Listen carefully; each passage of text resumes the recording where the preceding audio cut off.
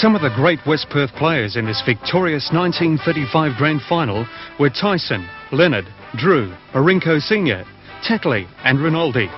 West Perth won 11 goals 8 to Subiaco's 7 goals 9.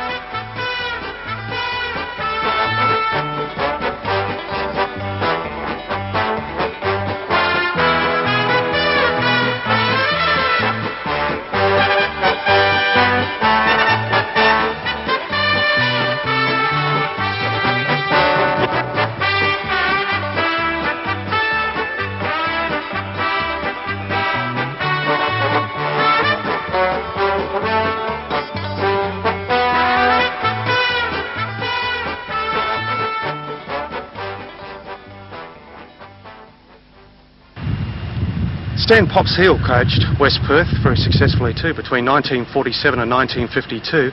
That included 2 premierships, 1949 and 1951, with that year gap in between. But first of all, Pops, that grand final in 1949 in front of 34,000 people, grand final, and you won 16 goals 13 to Perth 12 goals 7. What can you remember from that great grand final? Well, it brings back a lot of memories.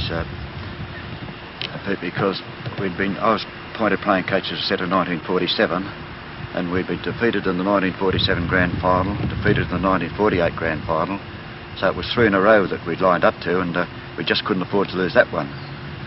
We had a very strong side in that year, and on the day, by the scores, we won it very easily, and a very good friend of mine, Austin Robinson, was coach, and I was playing that day, playing coach 49. He called round to my place in the morning, and there was a media there, and they took our photos, and I said to him, well, Austin, I said, I feel sorry for you because this is the year we're going to win. We're determined to win it, and we won it very well. We had a very good side, a strong side from goal line to goal line, a very good ruck, and above all, we had brilliant rovers. And that year was the year that I instilled more handball into the side because I could realise that the game was speeding up a little bit. They changed a few rules, holding the ball rule that made the game a lot faster in those days. I instilled more handball into the side, and those days, even though they do it now and people don't seem to realise, but the centre line players in those days were kicking goals for West Perth, and I think that was one of the main things that won the game for us.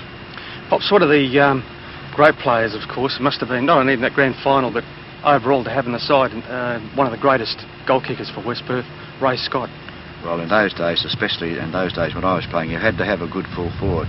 West Perth were very fortunate because before Ray Scott they'd had Ted Tyson that kicked well over 1,000 goals, and then Ray Scott came into the position, and Ray was a very strong goalkeeper. He didn't lead brilliantly, he never got outside the goal kicking range of his goals, which was a good thing. He had a strong pair of hands and he's an accurate kick, and Ray would nearly average 100 goals every year for West Perth, and that's a mighty thing. I think he kicked 4 in that year, which was a great help, and if you've got a good spearhead, you're going to win many games. We also had great players in Freddie Buttsworth that later on won a Sandover medal. You know, Freddie was a great centre-half forward, then we switched him to centre-half back. He's a brilliant player. We had the Harmons, we had the Schofields, we had brilliant players in those days. Rovers like Dougie Lind, he was a strongly built rover, something like, not quite as big as Jack Sheedy, but a very courageous rover, and a very good one. Of course, you mentioned the Sandover medal there with Buttsworth. That was in 1951, and that must have been an incredible year for you because you won the Premiership by 3 points. There was 13 goals 10 to West Perth, South Fremantle 12 goals 13, and there must be great memories in that year.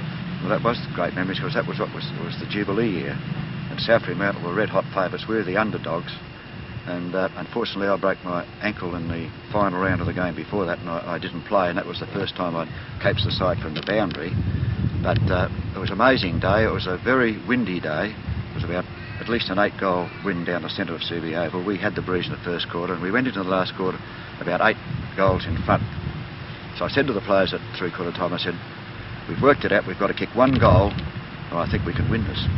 We can come up, be the underdogs, and we can win this grand final. We shifted Ray Scott from full forward to centre-half forward because the ball very rarely went to the full forward, the breeze was that strong.